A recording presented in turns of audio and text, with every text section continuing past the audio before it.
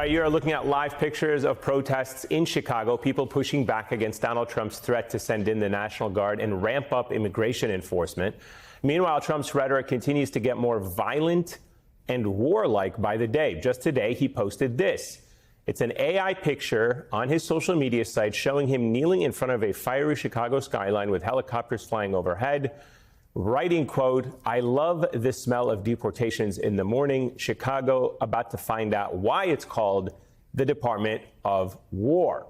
Illinois Governor J.B. Pritzker slammed the post, writing, quote, "The President of the United States is threatening to go to war with an American city. This is not a joke. This is not normal."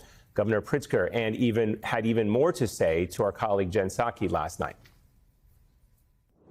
It's, I believe, a nefarious plan. It's one that's been repeated over and over again by, well, tyrannical dictatorships across history, where you try to incite local population into some mayhem by sending in police or other disruptors. That's how you basically convert a democracy into something other than that. All right, joining us now, Illinois Congresswoman Delia Ramirez. Her district actually includes northwestern Chicago. Congresswoman, it's great to have you back on the show. What are you hearing from your constituents about how they're bracing for whatever comes next? I mean, we know that the Chicago Teachers Union has started passing out Know Your Rights flyers to parents, but tell us how the community is bracing itself for what is increasingly dangerous rhetoric coming from the President of the United States. It is dangerous rhetoric from the President of the United States that's sworn an oath to protect the American people and the Constitution. Now he's declaring war on his very own people. And so I would tell you that our communities, obviously, they're concerned. They're worried about what's coming from the president, what he's posting on Truth Social, and they're preparing and organizing themselves as we do here in Chicago. This morning, a number of my own colleagues and local community organizations knocked on doors, told people, here is a pamphlet on Know Your Rights. If you need anything, here's where to call. If you need any support, here's where to go. We are preparing ourselves to protect ourselves from the President of the United States of America, who's declaring war on his own people. Congresswoman, so to that point, what resources do the men and women of Chicago have to protect themselves if the situation does deteriorate? As Dr. Robert Pape, he's a political scientist at the University of Chicago who studies violent extremism, and he says that in a situation like this, an occupying force, which they aren't going to say they're occupying, but they quickly raise the temperature and things escalate. So what do you advise your constituents to do if this comes to a head? You know, let me be very clear. The president doesn't want to send the National Guard here for security and safety. He wants the opposite. And so what I'm saying to our constituents, and we're telling people here in Chicago, we can't take the bait. He wants to see a violent confrontation that justifies him deploying the National Guard against its own people. That is exactly what the president wants to do. So we're telling people we want to make sure that you have battery packs, that you are recording everything you see, that you are connecting with local elected officials. We've made it clear, the mayor, the governor has made it clear, we're working and coordinating together. We're meeting on a regular basis to make sure that people here in Chicago know that its elected officials that sworn oath to protect them will do everything we can to protect them, but that they can't take the bait. They need to record. They have to continue to peacefully protest, because what they want is for us to be so afraid and to go into social withdrawal that we stop resisting.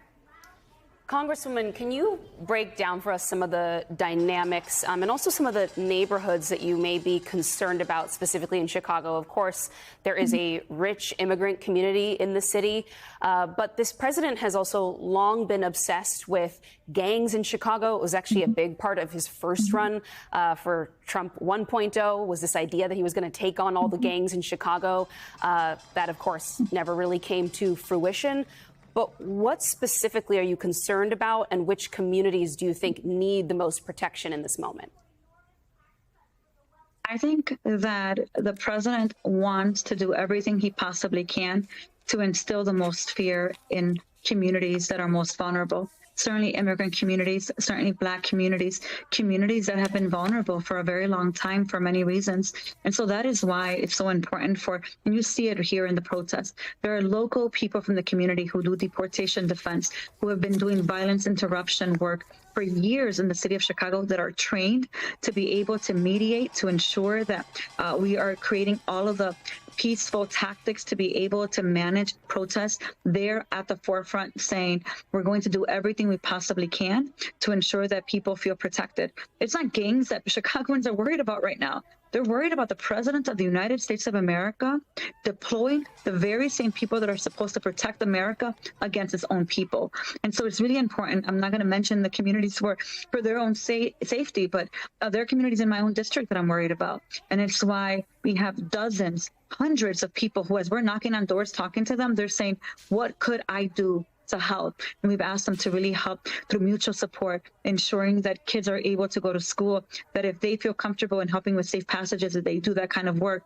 He's going to take every single one of us to come together. There's no division in this moment. He wants division, and we have to stay together. And of all those community groups that have been for so long doing evidence-based violence interruption and community support work in the area, have any of them indicated to your team, your office, that they've received genuine support or interest from this administration in some sort of new funding or partnership to improve upon the work that they've already been doing for so long? Wouldn't that be great? That would mean the president actually wanted to reduce violence. It's the opposite. He's actually cutting funding. He's already cut funding in the big, ugly bill. The spending budget we're negotiating is actually slashing violence intervention funding. It is the opposite. It's as if the president wants to deploy violence around the country and wants to see chaos.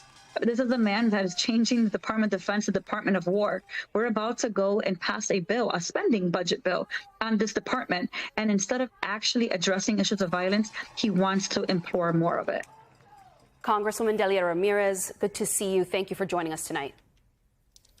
Thank you for having me.